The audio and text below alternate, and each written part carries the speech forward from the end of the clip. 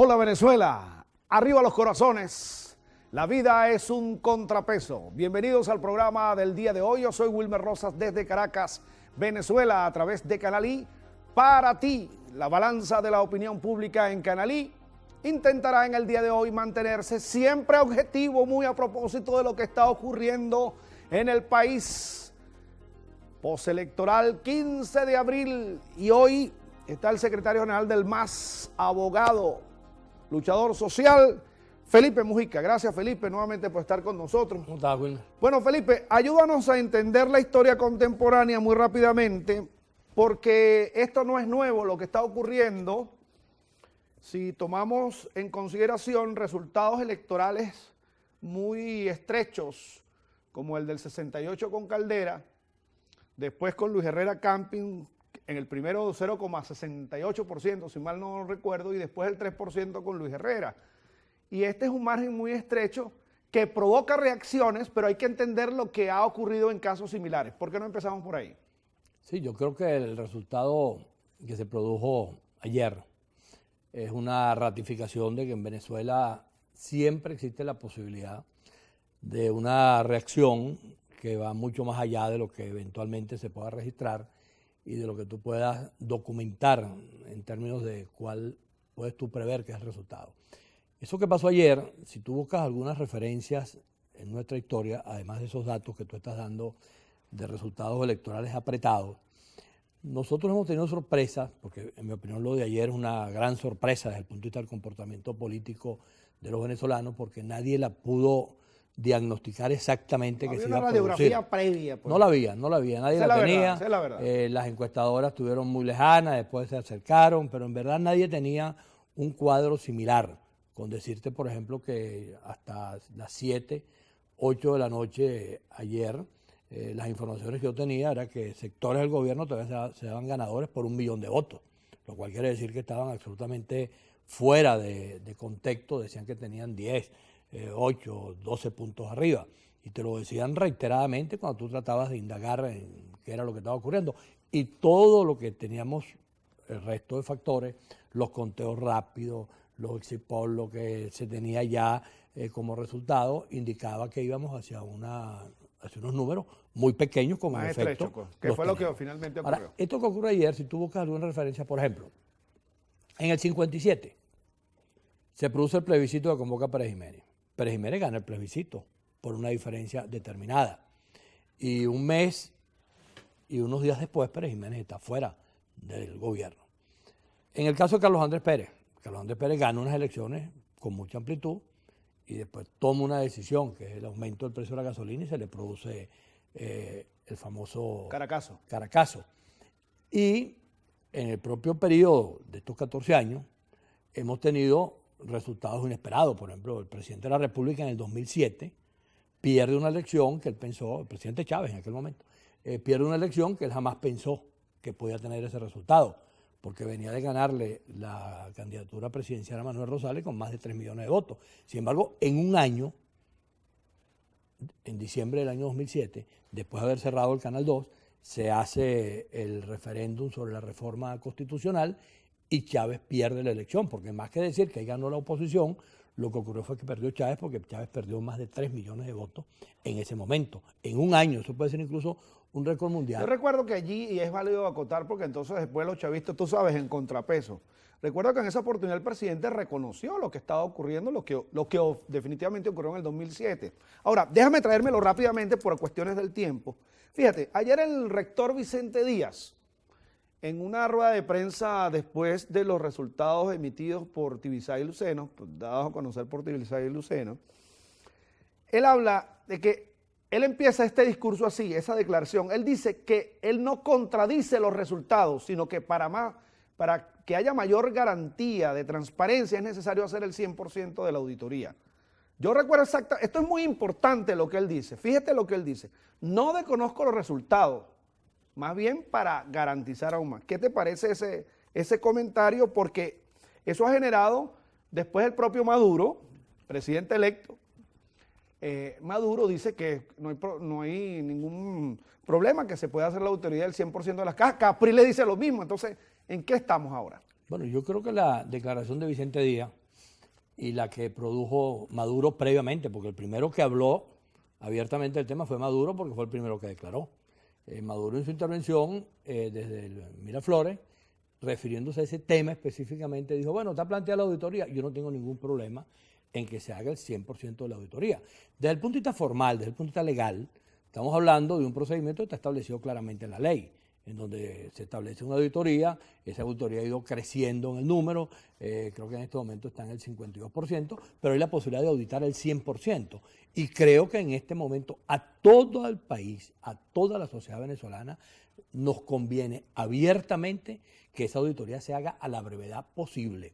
El Consejo Nacional Electoral en este momento tiene una responsabilidad muy grande. El día domingo, la Fuerza Armada Nacional, el Consejo Nacional Electoral y los ciudadanos tuvimos una responsabilidad muy grande en relación a lo que significaba ese proceso electoral. Ese día domingo las cosas entre ir para acá y para allá, las cosas salieron bien. Bueno, ahora nuevamente la responsabilidad se traslada totalmente para el Consejo Nacional Electoral. Si el Consejo Nacional Electoral no da una respuesta pronto sobre cómo se va a hacer la auditoría, porque tiene que decirlo, mira, la vamos a hacer tal día, la vamos a hacer entre tal tiempo y tal tiempo, de tal fecha a tal fecha, pero eso tiene que decirlo pronto, porque en la medida que no lo haga, un poco lo que estábamos comentando ahorita fuera de cámara, es como cuando a ti tú le debes unos reales a alguien y tú te los deben a ti, tú vas a cobrar y vas a cobrar una vez y la segunda vez y la cuarta vez, tú puedes ir varias veces, pero llega un momento que tú le dices a otra persona, bueno, vale, entonces, ¿me pagas o no me pagas? Y eso precisamente es lo que puede terminar pasando con esto del CNE. El CNE apenas ayer, estamos también dentro de un lapso muy breve entre una cosa y la otra, pero yo creo que el CNE tiene que rápidamente indicar qué es lo que va a ocurrir en materia de tiempo y cómo se va a auditar, porque tiene que ser una auditoría con presencia de las partes, con presencia del CNE y que haya la garantía de que efectivamente la auditoría se convierta en un acto absolutamente transparente, para que no quede duda. Ahora, hay una de las fórmulas de saber lo que ocurrió y tener la prueba en la mano es esto, mira. Si cada uno de los testigos de mesa, miembros de los factores, tienen esto, además de cómo se puede cotejar con las papeletas en cada uno de las urnas electorales, aquí no hay nada que hablar, ¿no? No hay que decir. Hay que tener esto en la mano para poder discutir. Pero al regreso vamos a conversar sobre temas también que tienen que ver desde el punto de vista jurídico, aprovechando al abogado, y también del punto de vista político, que es lo que nos sugiere este tipo de espacios. Ya venimos.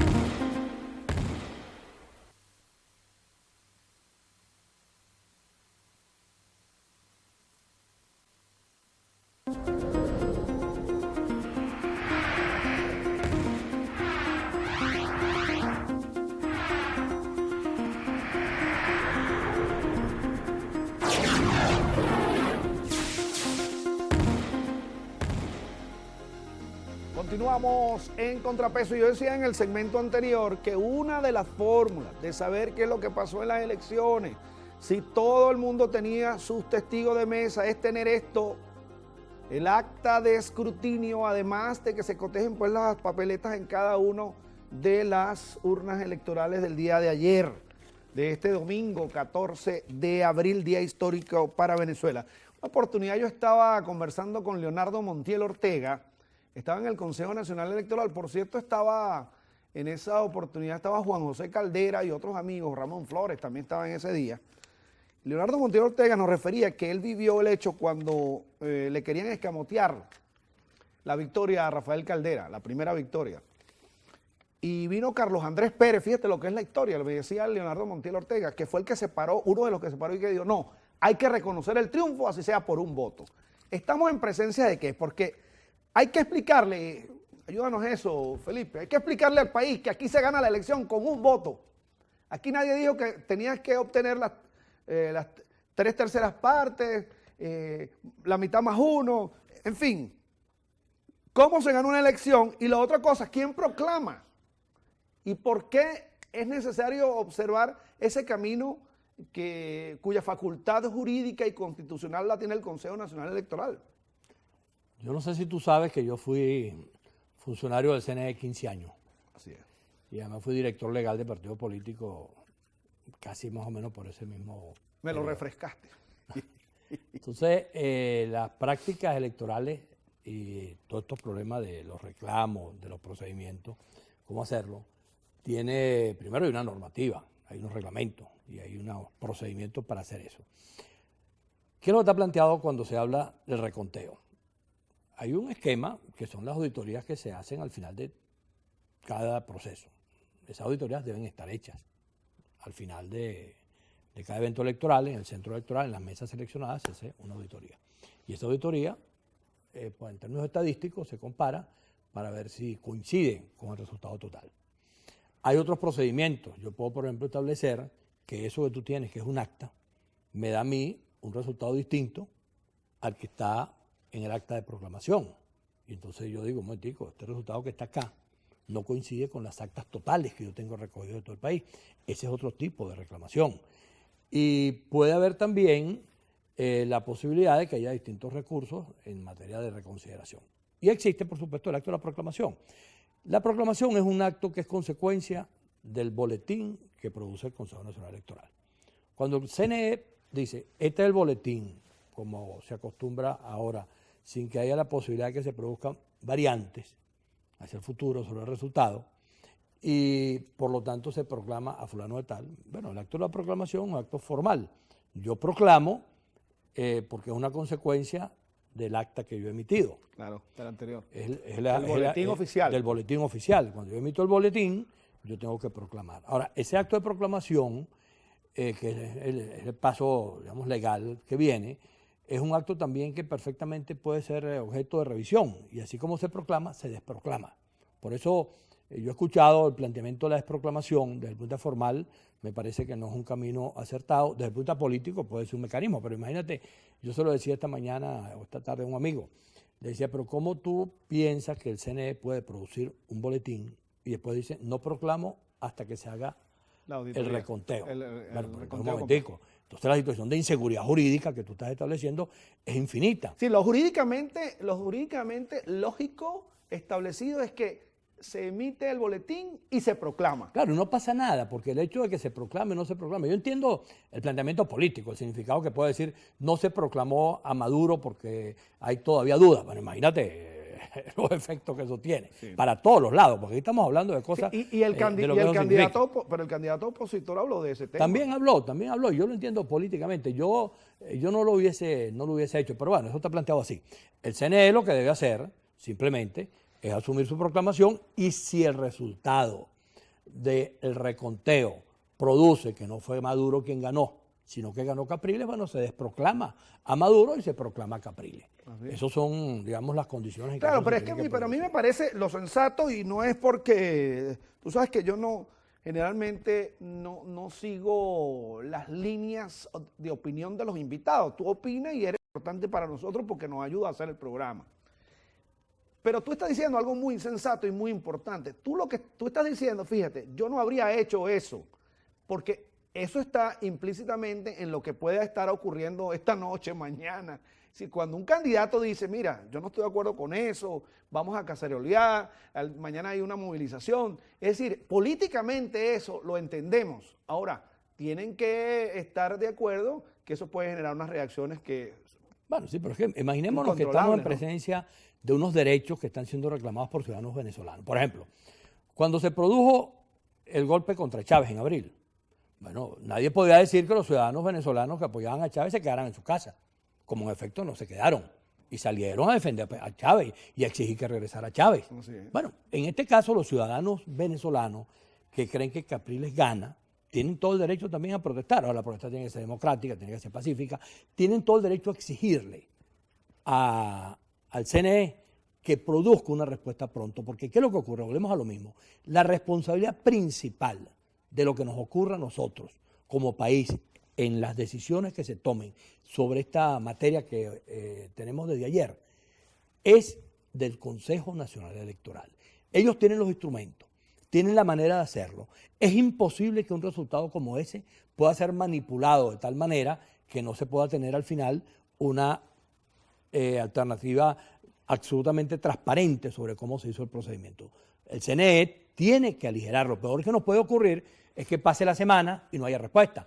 Pasa el día de mañana y no hay respuesta, porque en la medida que no haya respuesta, los problemas se van a seguir acumulando. Por eso yo le sugiero al organismo electoral y le sugiero a todos los que tengan posibilidades de alguna manera de transmitirle alguna opinión a ese organismo, que decida lo más pronto posible, que indique claramente cuál es la pauta. Ya Maduro lo dijo, y además Maduro ha dicho, lo que más me conviene a mí es que se haga la auditoría. Cosa que habla muy bien. Bueno, sí, No, perfecto. no empezó bien. Entonces, Claro, claro. Hay que, poniéndola en la justa balanza. Sí, es que yo estoy de acuerdo. Es que no es- Ya Maduro lo dijo. Entonces, Lo dijo del balcón. al que más le conviene la auditoría es a mí. ¿Dónde estaba, Bueno, pues? Capriles dijo, hay que hacer la auditoría. Vicente Díaz dice, se puede hacer la auditoría. Y bueno, entonces, ¿por qué no hacemos la auditoría? Porque de la auditoría dependerá lo que ocurra. Si el CNE no hace auditoría o si comienza a inventar recovecos, bueno, las responsabilidades y las consecuencias para la vida pacífica, tranquila de nuestro país son terribles. Yo Mira, creo que pero ahí es donde hay que concentrarse. Cuando te quieras relajar un poquito,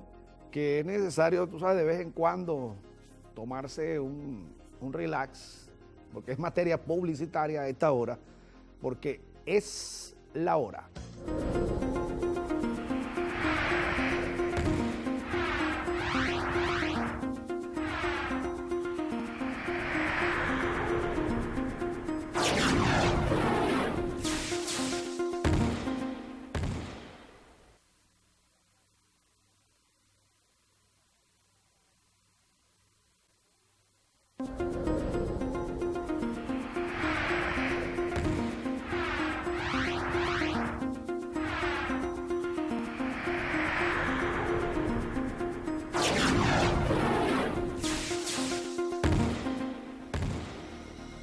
Continuamos en contrapeso. Bueno, en estos momentos cuando hay algunos que se abrogan el derecho a tener la luz, yo tengo la luz, tú no, tú estás en la oscuridad, yo no. Fíjate tú lo que significa en este momento. Creo que ahorita lo que hay que demostrar es mayor sindéresis y entender, y yo quiero ser enfático en eso, ya lo dijo nuestro invitado y nosotros ratificar. Aquí el que gane por un voto ganó, ay, que no gané porque me va a poner a llorar. No, no, no, no. La política no se maneja así y es un proceso. Ahora bien, Felipe, se ha hablado del lado del oficialismo, de autocrítica, de revisión, de ver qué está pasando incluso con las propias misiones, por qué la gente no reaccionó tan favorablemente como ellos pensaban. Y esto no quiere decir que ya esté resuelta la situación planteada en el país, no, para nada. Lo que queremos es ver tu opinión con respecto a esa autocrítica que ellos empezaron ya inmediatamente a realizarse. Yo creo que está claro que a partir de la lamentable muerte de Hugo Chávez, el cuadro político venezolano cambió. Absoluto. Venezuela es una cosa con Chávez y Venezuela es otra cosa sin Chávez. Eso se dijo desde el momento en que se produjo la desaparición física de Chávez, e incluso se había especulado antes. Se habla de la Venezuela postchavista, se habla del chavismo sin Chávez, se habla de mil maneras en que eso se va a expresar. Yo creo que lo que ocurrió ayer es la confirmación de que efectivamente hay un proceso en desarrollo en donde el país va cambiando y donde el país anda buscando soluciones, alternativas, y donde dentro de las soluciones y dentro de las alternativas, ya el problema no es simplemente pensar que el líder Chávez, el líder carismático, iba a resolver el problema de la manera que fuese, y si no lo resolvía no era por culpa de él, sino por culpa de quienes lo rodeaban, que era lo que se decía en aquella época cuando algún problema no lo podía resolver el presidente. Entonces decían, no, el problema no es de Chávez, sino el problema es de quienes rodean a Chávez. Bueno, en este momento el país lo está gobernando uno de los que rodeaban a Chávez y el conjunto de funcionarios de los que rodeaban a Chávez. Ahora, frente a ese hecho, es evidente que el país anda buscando otras alternativas. Si tú revisas lo que acaba de pasar en términos numéricos, te das cuenta de lo siguiente. En octubre, cuando Chávez fue candidato, Chávez sacó 8,5 millones de votos. Y en diciembre, cuando fueron los candidatos de Chávez, candidatos a gobernadores, solo sacaron 4 millones de votos. Es decir, hubo 4,5 millones de personas que votaron por Chávez, que no votaron por sus candidatos en diciembre. Claro, a la par de que la oposición se desmovilizó y produjo un resultado de 20 gobernaciones Claro. a favor de una propuesta política. Pero lo que yo quiero destacar en este momento, más allá del error de la oposición de no haber votado, porque eso también es un problema que tiene que ver con la manera en que aquí se interpretan los acontecimientos que se vienen desarrollando. Hay una parte del país que pierde una elección y entonces se va desmoralizada a su casa. Eso es comprensible, pero eso es un error. Más allá de que uno pueda buscar atenuantes, razones, explicaciones, eso es un error. Porque se supone que es un proceso. Si en aquel momento, en diciembre, frente a la abstención previsible de los votantes chavistas frente a los candidatos de Chávez, la oposición hubiese votado con los mismos votos que obtuvo Capriles, se hubieran ganado 20 gobernaciones. Pero bueno, eso es otra historia. Ahora, ¿qué pasa? Esos 4,5 millones de votos es una franja de venezolanos que no están de acuerdo con todo lo que el chavismo ha hecho en Venezuela. Y que acompañan unas cosas, acompañan otras y otras no las acompañan. Bueno, ¿qué pasó? Ayer, una parte muy importante, más de 800,000 votos, o cerca de 800,000 votos, decidieron no votar por Maduro, sino votar por Capriles. Migraron. Y otra parte seguramente se actuó. Entonces eso terminó generando el resultado que ya vimos. Ese claro indicador expresado ya no solamente en términos de la frase de que el país va a cambiar, hablando políticamente, sino que electoralmente ya se dio también una manifestación concreta de ese cambio. Y ese cambio va a continuar. Ahora, si los que están en este momento como actores principales, Nicolás Maduro y quienes dirijan el gobierno, no comprenden, en caso de que Maduro sea ratificado, después que se haga el recuento del CNE, no comprende que está frente a otro país y que frente a ese país tiene que dialogar, frente a ese país tiene que plantear la reconciliación, frente a ese país tiene que plantear la posibilidad de buscarle soluciones a los problemas más graves de los venezolanos, más importantes, claro. Que es entre todos, porque no podemos... Y yo lo dije el viernes pasado también. Los problemas de nuestro país no se puede resolver, solamente lo puede resolver Capriles, ni lo puede resolver Maduro, sino que los problemas tienen que ser resueltos. Ahora, es muy importante esto, y repito, yo no me adelanto a nada después del reconteo de votos, ni emito una opinión con respecto al tema. Yo genero opinión, claro está, y no escurro el bulto. Yo puedo discutir con quien quiera, a la hora que quiera y de lo que deseen. Pero fíjense lo que está ocurriendo. Son 235,000 votos casi, ¿no? Sí. De diferencia hasta este momento. Los votos del exterior son unos 65,000, y si la tendencia se mantiene, un 94, 95% vota en contra del gobierno. Si eso es así, más algunos errores que hayan habido en el país, la distancia puede estrecharse aún más, lo cual no implica que signifique una victoria para uno de los factores. Ahora, hay que estar claro que eso puede ocurrir. Y entonces, ¿qué es lo que va a pasar en Venezuela? Si se estrecha aún más por el reconteo, si los votos del exterior favorecen a Capriles y todavía sigue ganando Maduro, entonces, ¿hasta dónde vamos a llegar? Yo lo que pienso que es muy sensato lo que está diciendo. Hay que tender un puente, hay que conversar, porque... Es que lo que ocurre es que estamos frente a una realidad, es la siguiente. Hasta ahora, el gobierno chavista se había asumido como un gobierno hegemónico, que no le importaba el otro país. Y además lo decían claramente, este es un gobierno para una parte del país, no nos importa ni lo que ellos llamaban ni los oligarcas, ni la clase media, no le importaba el 45% del país, que fue lo que obtuvo Capriles. Bueno, yo difiero de eso. Bueno, pero, no es que no le importaba. Pero ellos hicieron una propuesta que el otro sector no aceptó. No, recuerda pero tampoco era que le pasaban por encima. No, recuerda que el propio Chávez, no que le hayan pasado, no, recuerda que el propio Chávez lo dijo más de una oportunidad. Mi gobierno es para esta parte del país. Lo cual, digamos, dentro de un diseño, era un diseño que podía servirle para tratar de tener la mayoría, como en efecto la tuvo. Pero para poder conducir un país, tú no puedes hacerlo de esa manera. Y mucho menos ahora, cuando ya no solamente es la inconveniencia desde el punto de vista teórico, sino que ahora también el hecho político, que es mucho más contundente que la posibilidad de que te convenza teóricamente que es malo lo que estás haciendo, porque seguramente si hay más o menos argumentos. Pues. Claro, y el esquema del gobierno seguramente fuese el de déjame buscar estos factores para entenderme, vamos a buscar mecanismos de inclusión, vamos a buscar mecanismos de consenso, todo el país estaría gobernado de otra manera. Ahora, este gobierno, si continúa, si lo ratifican, tiene la responsabilidad de tener que aprender a gobernar con los consensos y con los acuerdos y con la reconciliación del país. Si no lo aprende, si no lo logra resolver y si pretende seguir estando al frente de un discurso divisionista, sectario, dividiendo la sociedad en dos, no le arriendo las ganancias en términos futuros. Lo pragmático sería incluso observar eso que ellos han denominado como la eficiencia, si de verdad realmente son eficientes en resolver problemas, porque la gente le va a exigir en este momento, en el corto plazo. Si tú no puedes dar resultados sino eficientes, positivos, proactivos en función de lo que te está exigiendo la gente. Pero es tiempo de hacer un nuevo corte en Contrapeso, la otra opinión.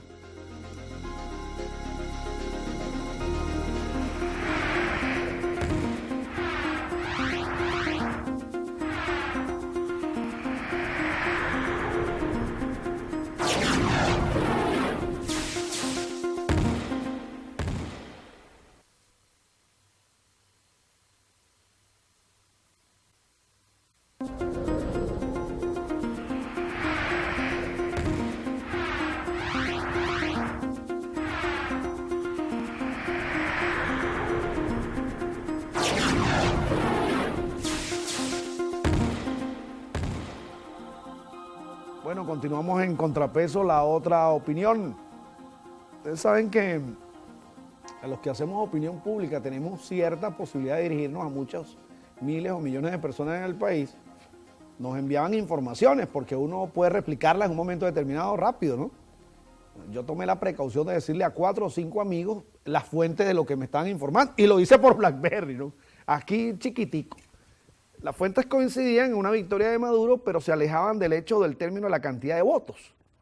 Ahora, con la estrechez de eso, uno se da cuenta que cuál es la responsabilidad que tú tienes ante el país en un momento determinado. Imagínate si tú lo dices en vivo, pero uno midió las cosas.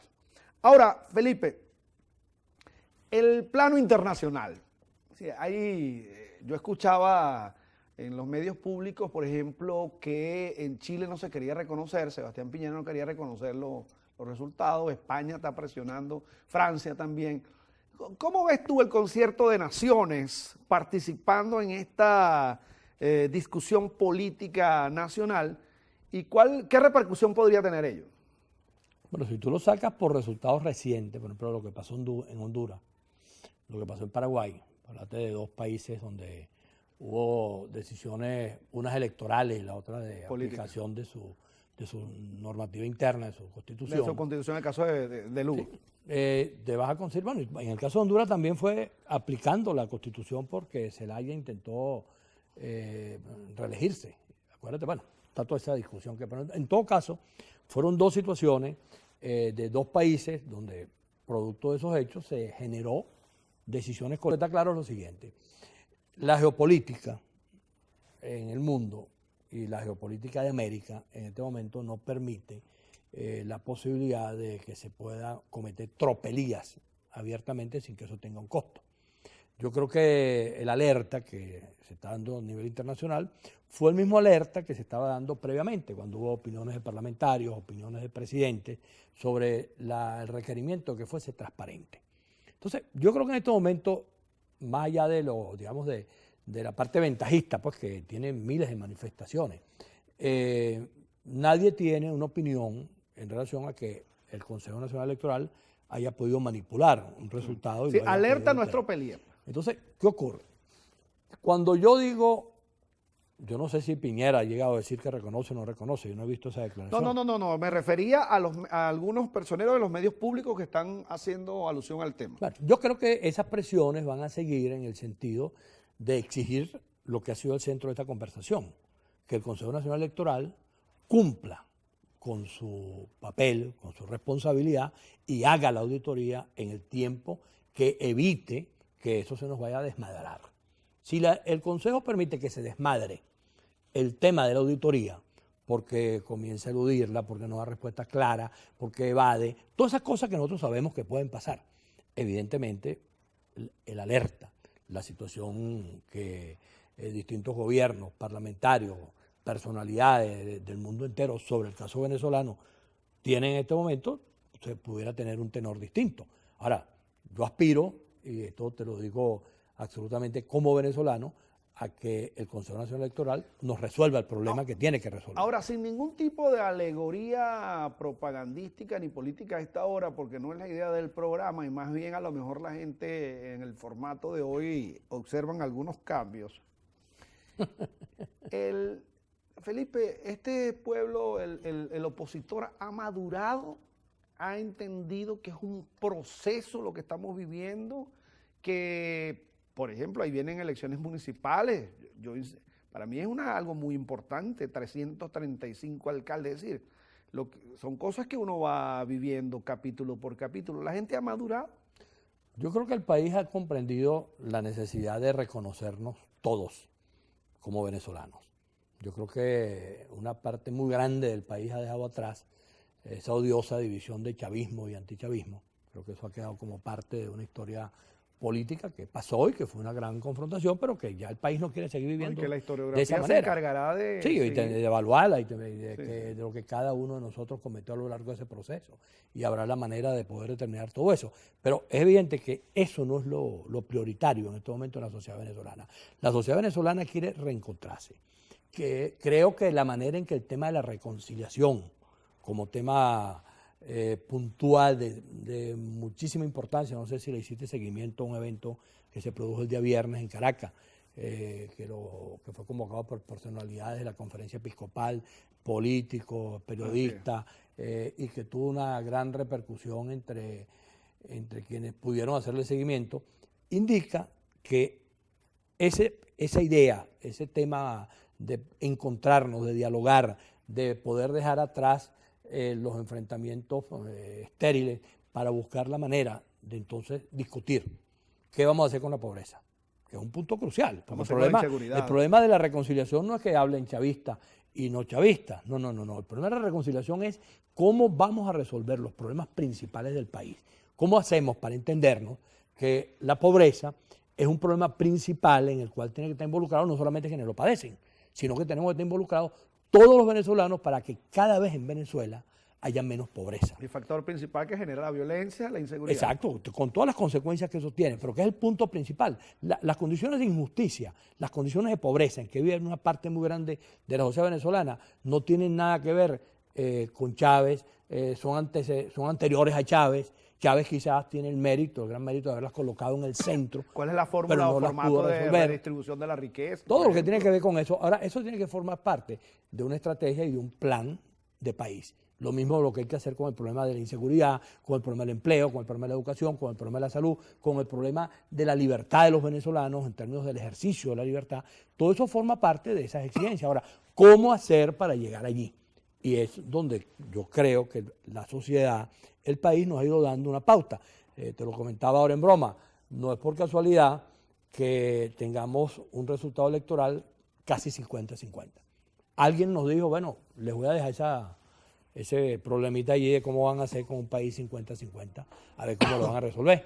Y entonces de qué manera un país dividido casi en términos políticos, en términos electorales, de una forma casi exacta, en términos de la fuerza que ambos representan. Prácticamente como que están diciendo, se tienen que poner de acuerdo en cómo, para dónde va el país. Porque yo creo que ese es el gran mensaje que queda de este proceso. A lo mejor muy simplista lo que digo, pero es... No, es que yo creo que al final eso que tú estás diciendo es exactamente así. Yo creo que el gran mensaje, si te pudieras hacer un estudio de opinión pública a los venezolanos en este momento y le pudiera preguntarnos a todos, ¿cuál es el mensaje principal de este resultado? Hay que ponerse de acuerdo, no tengo duda. Y lo que sí hay que ponerse de acuerdo en esta hora es momentos publicitarios. ¿Sabes cómo es la cosa, Felipe? Porque cierran. Si no te cierran, mira que no podemos cerrar estas tribunas. Para que venga la oposición y para que venga el gobierno. Y con la corrección de mis amigos de la Academia Lingüística, para que venga la oposición y para que venga el gobierno. Pero esta es la hora publicitaria y esta es la hora.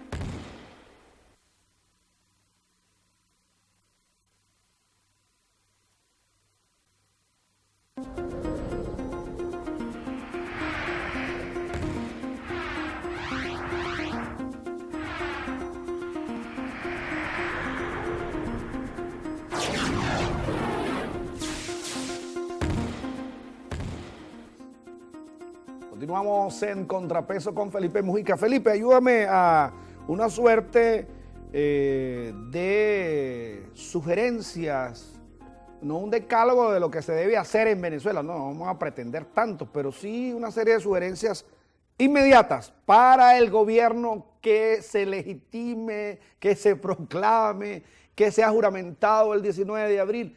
¿Qué es necesario hacer actualmente? Bueno, digamos que como tú lo estás diciendo, para el gobierno que resulte, que no sabemos cuál es exactamente el que va a resultar. Hasta ahora tenemos proclamado a partir de esta tarde a Nicolás Para que digan Maduro. para que digan que no tengo la balanza de la opinión pública. Porque toda la gente dice, mira lo que está diciendo. ¿Escucharon bien, no? Pero esto pudiera ocurrir igual si la decisión del Consejo Nacional Electoral es que no es Nicolás Maduro, sino que es Enrique Capriles, producto de la auditoría que está pendiente. Yo creo que la primera cosa que un gobierno tiene que asumir en este momento es el tema del diálogo y de la reconciliación. Diálogo y reconciliación. Eso ya lo hemos hablado ampliamente. Ok, sigamos adelante. Porque es a partir de allí en donde tú vas a ir acabando con una cantidad de elementos que en este momento te impiden que te reconozcas, impidan que puedas conversar, impiden que puedas ver los problemas que tienes. Entonces yo como gobierno, yo la primera cosa que haría en ese tema sería convocar a los sectores que yo considere que forman parte de manera decisiva de ese proceso para que se dialogue, para que se reconcilie y para que haya comunicación. Convocatoria, ok. A partir de allí, entonces diseñaría un programa. ¿Cómo hago yo con la pobreza? Ajá. Lo de la pobreza es el punto principal del país. No basta con que yo asuma que más del 60% del país vive en esas condiciones y que yo tenga hasta ahora unos programas que no es que sean malos, pero que evidentemente no resuelven el problema. Todo el mundo sabe que las misiones y todos los mecanismos de esa naturaleza sirven para tratar de, mientras el problema no se resuelve, tenerlo allí, pero nunca es una solución definitiva. Entonces la solución definitiva aquí tiene que ver con la educación, con cómo garantizar que todos los venezolanos tengamos acceso a educación gratuita y que el esfuerzo principal estuviese concentrado allí y que a partir de la educación entonces se fuesen paulatinamente resolviendo los problemas de tener profesiones, de tener empleo, de tener la posibilidad de una planificación desde el punto de vista de la vida, distinto a lo que diariamente le ocurre a la mayoría, que no tiene cómo planificar, sino que tiene que vivir como vengan las cosas. Profundizar en los aspectos de salud, en la Salud, infraestructura educación, de vivienda, el tema económico, eso tiene también que formar parte de un plan nacional que no puede seguir siendo manejado a partir de esto que ha ocurrido, que es que nosotros nos hemos convertido en un país de economía de puerto, que dejamos de producir cantidades de bienes y que esos bienes ahora son importados y que eso termina al final simplemente enriqueciendo economías de otros países, pero no la nuestra. Creo que desde ese punto de vista también hay que revisar qué es lo que hacemos con el dinero. Mira, y ves al MAS así, tú que eres representante del MAS, ves al MAS en esa idea de, no digamos de ser puente, pero sí de unificación, de llamar a los dos lados. ¿Tú ves al MAS en eso en este momento? Bueno, nosotros resolvimos en abril, creo que fue la convención, utilizar como política principal del MAS la reconciliación. A partir de allí hemos estado involucrados en todos los esfuerzos necesarios para eso. El MAS tuvo muchísimo que ver, por ejemplo, con un evento que fue convocado por las iglesias en el mes de octubre, que permitió que por primera vez en mucho tiempo, en un escenario de ese tipo, preparado pluralmente, pues estaba la conferencia episcopal, había dirigentes políticos, estaba el MAS, estuviese un representante oficial del gobierno, que fue Maripili, y un representante en aquel momento oficial del comando de Capriles. Y por lo menos se produjo un encuentro en el sitio. No hubo a lo mejor posibilidad de dialogar, pero tanto el gobierno mandó un representante como... Ya es un avance. Claro, es un avance. Y este evento del viernes, que también tuvo mucho que ver con el auspicio por parte del MAS y de los mismos sectores políticos, la conferencia episcopal, periodistas, también tenía el propósito que ahí estuviese sectores del gobierno. Fueron invitados formalmente, se hicieron contactos personales, se dijo públicamente. Eso incluso lo señaló en el papel del moderador que cumplió Vladimir Villegas. Vladimir insistió en que de manera reiterada se le había dicho a sectores oficialistas que asistieran al acto. Y cuando tú ves el desarrollo del acto y la conclusión final del acto es un documento que dice: el próximo presidente de la República tendrá que tener en el centro de su preocupación la reconciliación y el diálogo y la unidad del país. Es decir, que era un evento planificado precisamente para eso, que tú me estabas preguntando si el MAS podía servir o no para que este tipo de encuentros y de posibilidades de dialogar se fuesen a producir. El MAS en todo caso está disponible para un esfuerzo de esa naturaleza, ese es el centro de su política y lo vamos a seguir desarrollando. Bueno, diálogo para la convocatoria para el diálogo y la reconciliación, que podemos sintetizar en esto último que dijiste, Felipe. Bueno, Felipe, agradecido porque hayas estado con nosotros. Bueno, gracias a ti y esperemos que las cosas caminen bien. Y esperemos nosotros que las demás personas que hemos ya estado contactando, la gente está moviéndose y vendrán días, pueden venir días álgidos dependiendo de cómo se muevan las instituciones, que es lo que queremos, que se muevan rápido. Pero ahora vamos a relajarnos un poco, ¿verdad? Con Pablo Milanés y Piero, es la canción para la unidad latinoamericana. Arriba los corazones, Venezuela. Yo soy Wilmer Rosas a través de Canal I para ti, que regresará cuando Dios así lo permita. Hasta entonces.